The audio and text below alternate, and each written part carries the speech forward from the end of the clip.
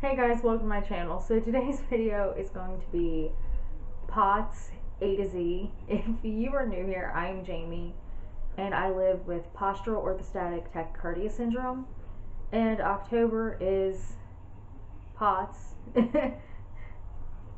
Awareness Month. So I figured it'd be fun to do like an A to Z. I did a chronic illness A to Z years ago when I had my misdiagnosis, and I figured now that I have my correct diagnosis, let's do another one. So I'm just going to start with A and go all the way to Z, as it says. So let's do this.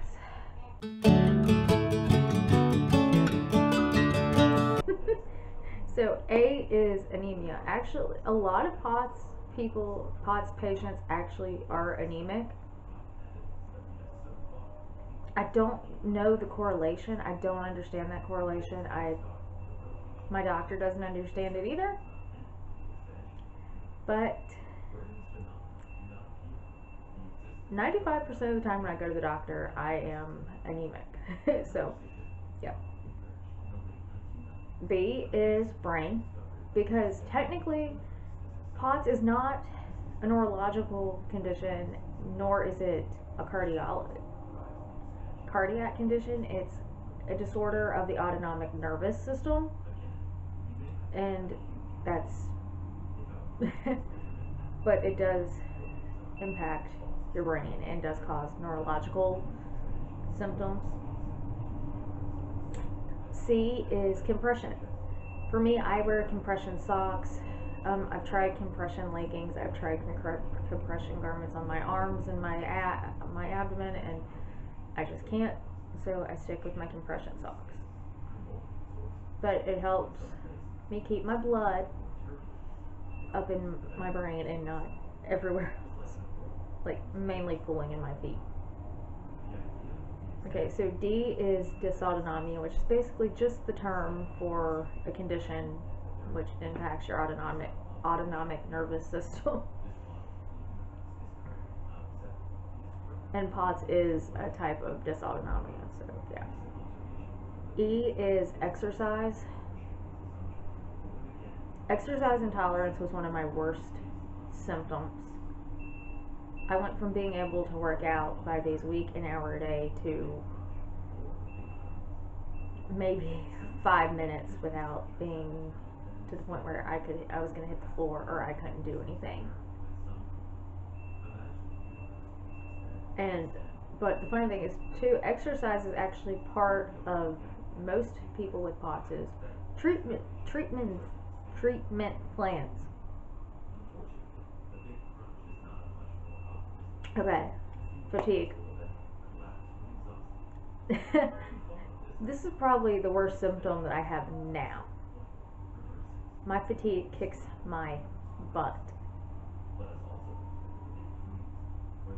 G is guilt, and it's because when you have an illness that has impacted your entire life and has disrupted your entire life, you are going to feel guilty about how you can't do what you used to be able to do, and how you have to cancel, and just there's a whole lot of guilt that comes along with chronic illness. Okay, so H is heart.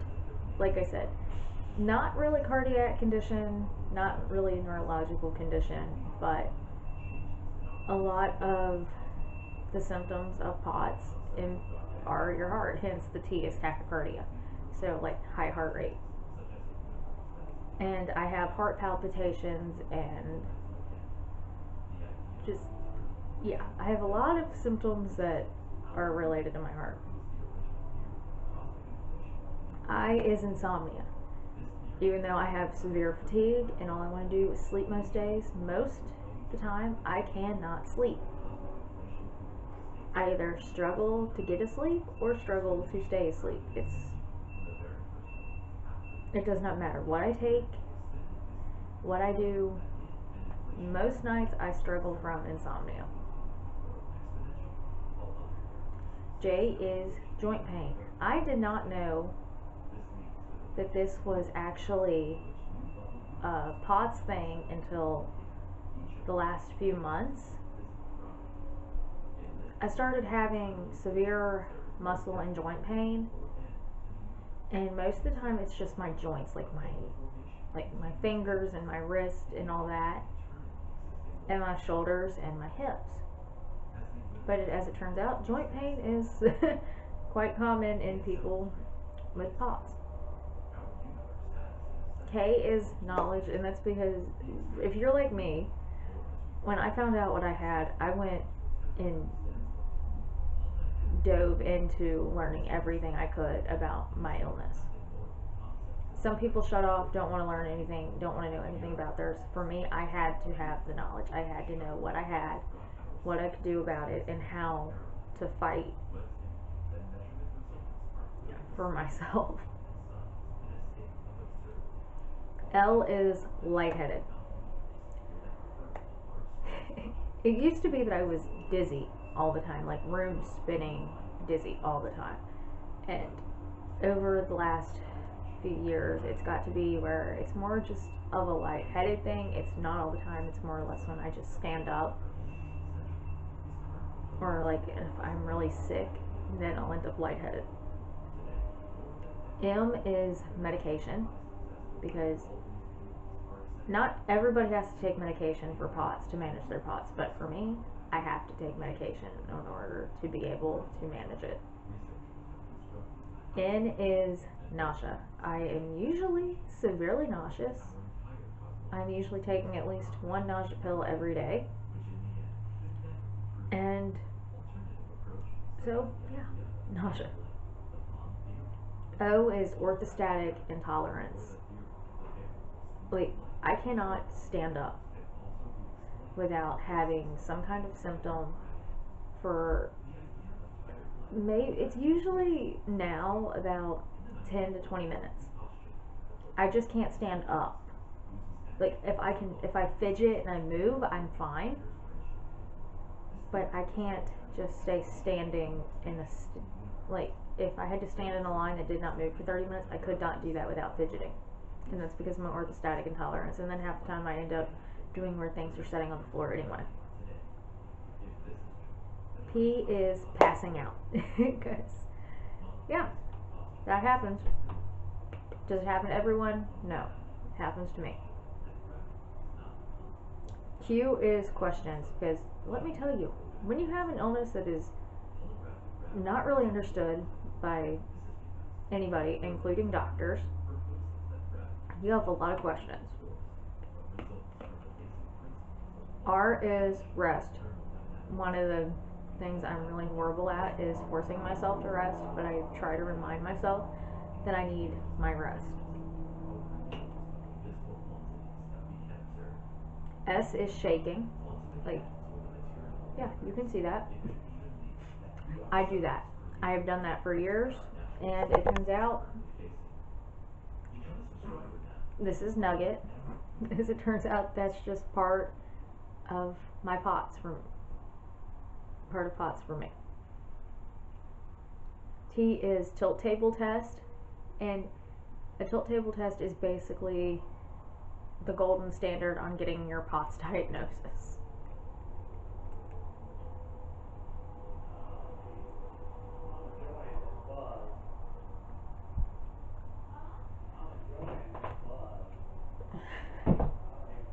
U is unable to get out of bed, because almost 4 years ago, when I was really sick, some days I was completely unable to get out of bed, and honestly there are still some days now that I am unable to get out of bed. V is vomiting. Kind of goes along with nausea, sometimes it doesn't, but I vomit a lot. Is it fun? No, but it happens, and it's because POTS can impact your GI system. So, yep. W is weakness. Like, I have some kind of muscle weakness, usually almost every day. Honestly, I'm usually weak every day, and it's just one of those things that I've just gotten used to. And then when it gets really bad, That's when I've noticed. X is X-ray, and this sounds weird, but when I was first starting my diagnosis journey, I was told to go in for so many different X-rays. It was strange. Chest X-ray. I had an X-ray of my head. I do not know why. They did one of my abdomen. It didn't show anything. Nothing. None of the X-rays ever showed anything. But when I was starting down this path of getting my diagnosis, I had a lot of X-rays done. Why is yo-yo? And this is funny because my symptoms really do yo-yo. Some days they're more calm, and other days it's to the point where I can't get out of bed. And that's just, it's basically I have good days and bad days. And Z is zebra. And now technically POTS is not rare, so technically it isn't a zebra thing, but because zebra is the term used when doctors, when you hear hoof prints, think horses, not zebras. Well, when I got my diagnosis, my doctor said if we wouldn't have started looking at zebras, we would have never came across POTS. So technically, while POTS is not rare, I do have a few rare conditions, but POTS is not one of them. But if it wouldn't have been for my doctors looking at the rare stuff, I would have never found POTS. They would have never found POTS, and I would have never gotten my diagnosis. So that's my POTS A to Z. If you like this video, give it a thumbs up. If you've not done so already, hit the red subscribe button down below. Other than that, thanks for watching. I will see you in my next video. Bye bye.